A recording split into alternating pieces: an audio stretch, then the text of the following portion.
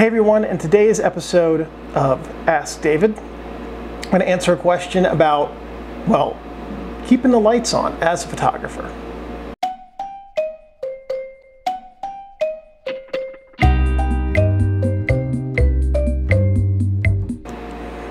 Hey David, photography looks like a pretty good way to make money. It's something I think I can do well. How do I make money as a photographer? Okay, so absent that question is any indication of whether it's something that the asker actually likes. So let's start taking a couple steps back from that question and just note that if you're in photography to make money, you're in the wrong business. If that's your only goal with photography, it would be a better bet to give this up and go be a banker and open up a hedge fund. That's what you're going to want to do to make the money. Photography is not something that most people who perform it get rich doing.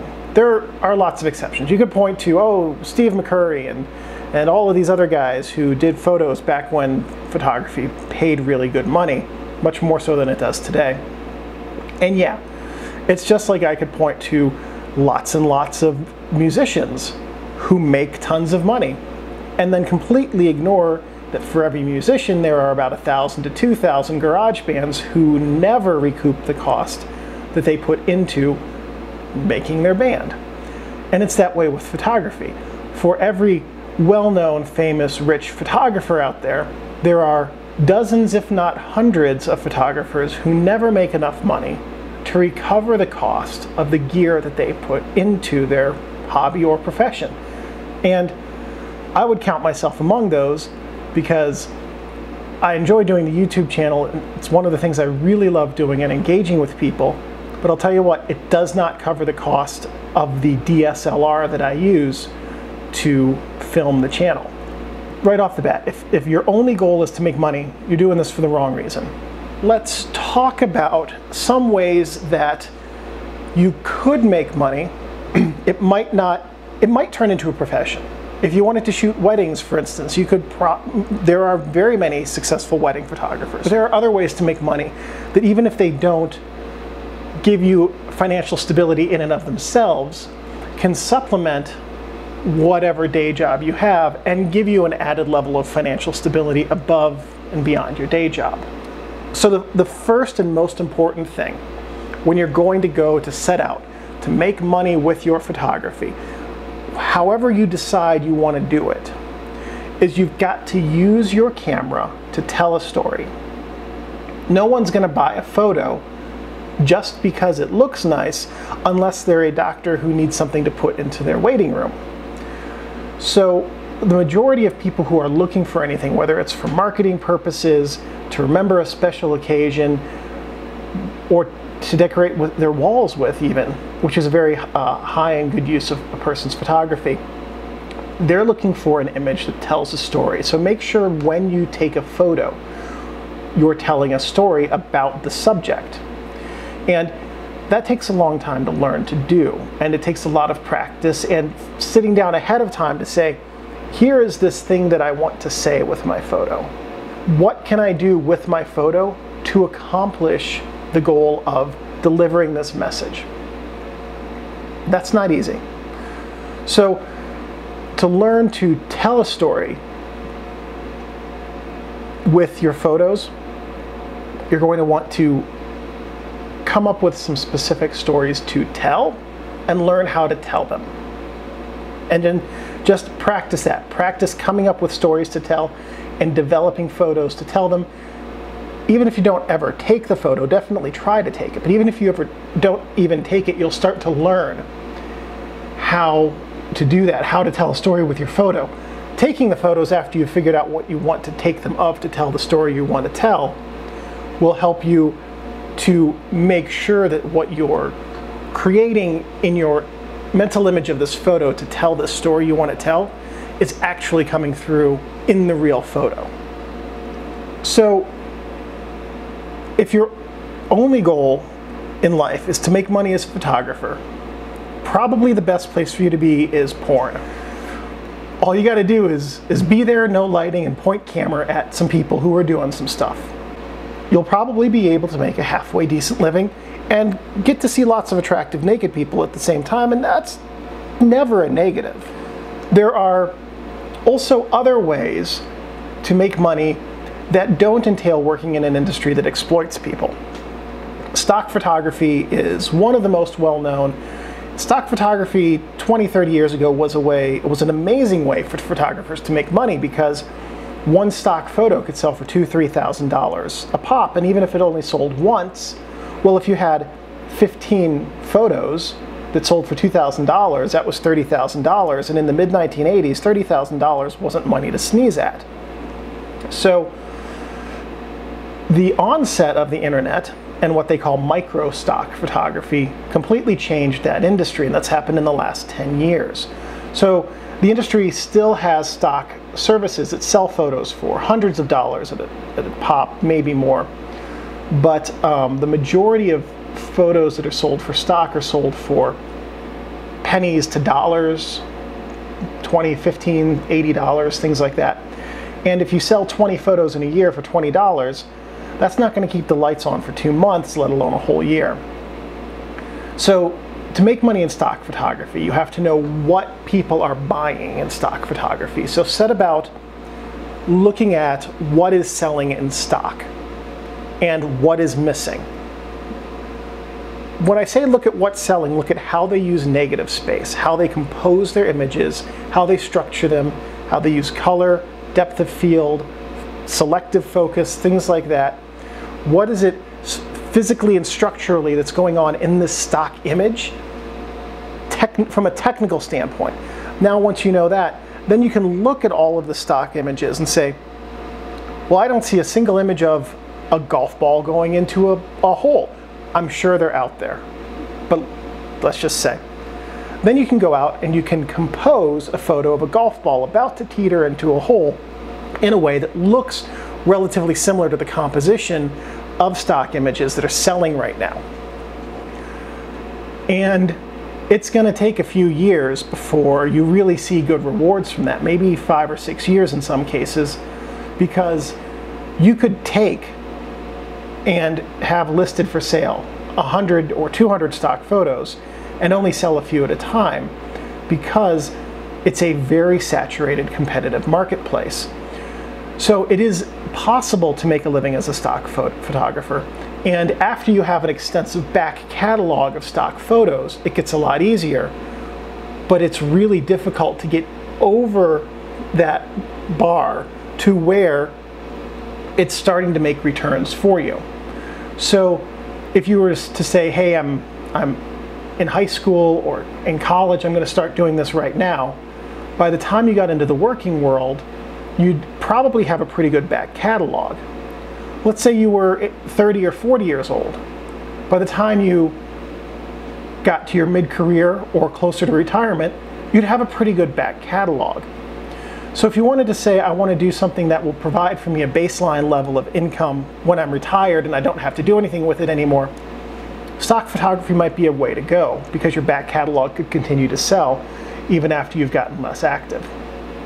One of the advantages that stock photography has over basically anything else I'm going to list in this is that it has a back catalog that will continue to pay you for some time after you've taken the photo. It's sort of like YouTube videos in that way. YouTube is in a state of flux as I'm filming this video for creators, but has historically been very good at having the back catalog continue to create revenue for creators long after the video has been made. Right now, there are things going on with YouTube that make it more advantageous to do a daily topical video than to have quality content in a back catalog, but that's a subject for another video. So stock photography and YouTube pay royalties over time, and that's really good to have if you have a large back catalog. Now, paid gigs will pay more money right up front. So if you are charging $1,500 to $3,000 for a wedding, depending on what part of the country or world you're in, might be a little bit less in some parts of the world and country. That's great. That's a decent paycheck, but it's only one. And then you're on the hook to look through all of these photos and edit them. About a year and a half ago, I shot a wedding for a good friend of mine, two good friends of mine when they got married. And here are some photos of that wedding that I took. And let's talk numbers. They paid me $750 to shoot the wedding. It was a friends and family, right? They got married at the beginning of January. I had the photos to them exactly 3 months after the wedding date. For that $750, I spent about 380 hours editing the photos, which comes out to a little bit better than $2 an hour. I was working on the photos 5 nights a week for many, many hours, going to sleep long after my wife did, to make sure that I got them all out. And that's all on top of having a day job, by the way. So, but even if I had only spent 100 hours editing all the photos, that would have been $7.50 an hour. That's still less than minimum wage. So understand that if you're going to shoot weddings, right now the wedding photography market is very depressed because it's very easy for anyone with a DSLR to buy an entry-level DSLR and say, hey, I'll photograph your wedding, and do a fairly mediocre job, but yeah, they might only want to charge $500. So that's your competition, which means if you want to charge a living wage for your wedding photography, you need to have a very, very good portfolio to show, to explain to someone why it is that they should choose you instead of their neighbor's friend who just bought a 6-year-old entry-level camera. To that end, if you're going to do weddings, you need to build yourself up to a point where you can charge lots of money and have an exceptional portfolio to show to potential clients. And that can take time, and it'll take a while when you're starting out to make your money back. But once you've gotten to that point, very good wedding photographers can still charge a few $1,000s, especially in urban areas where there's a little bit more money to throw around for things like that. If you're living in a rural area where there's just simply less money to go around, you're probably not going to charge $3,000 for a wedding. But you can still, factoring in cost of living, still do fairly well with that. The long and short of that is, also understand that when you shoot a wedding, you're not just getting paid for showing up for that hour to shoot the wedding, you're getting paid to show up for that hour, shoot the wedding, and then process photos for hours and hours and hours after that. Back in the, again, 1980s and 90s, wedding photographers could charge $3,000, $4,000, and I know some who did, and they would shoot a wedding a month, and that was their living. And they lived comfortably because back in the 80s and 90s, making $50,000 a year as a wedding photographer was a fairly comfortable living in most parts of the country. And still would be, just not where I live. But at any rate, so paid gigs, corporate photo shoots, weddings, concert and event photography, those are all pretty good if you can get them. If there's local bands and you want to spend a few bucks shooting a couple dozen photos of them for promotional or album work, and that doesn't take too long to edit, you don't have to charge them that much, you can do that. So paid gigs, you can cobble together a nice living. It's just a lot of time and effort to do it. You can also do part-time side work in photojournalism, and a lot of the newspapers, local newspapers, at least in the US, are hiring part-time people, or they're taking photos from people on the street and buying them. There are fewer and fewer full-time paid photojournalists, at least in America right now. So if you have the ability to work part-time as a photojournalist, even if it's 2 days a week, and maybe make a couple $100 in those few days, take 12.5 photos a day or something like that, or go to 3 different events and shoot photos and get them into the newspaper, that's a pretty decent way to make a few bucks as well. So the point of all this is there are lots and lots and lots of ways to make a little bit of money in photography. There are very, very, very few ways to make a huge paycheck in photography. Yeah, you could shoot architecture and make $5,000 to $7,000 a shoot, but then again spend hours and hours and hours editing, paying for models to come in and stand in these new buildings that aren't yet inhabited and things like that so that they look inhabited. That's very high-end photography.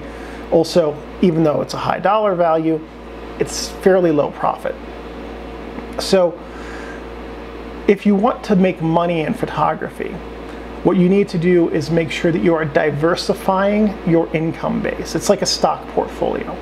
The more diverse your income base is, the less susceptible that you're going to be to losing out on income when market factors shift. If wedding season ends and you only shoot weddings, you're going to have a long dry spell.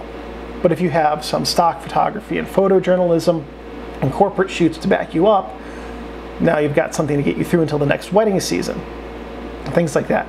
So my advice about making money in photography is have as diverse a base of work that you can do as possible. The more diverse types of work you do, the better you're going to be able to do at maintaining a steady income stream from your work.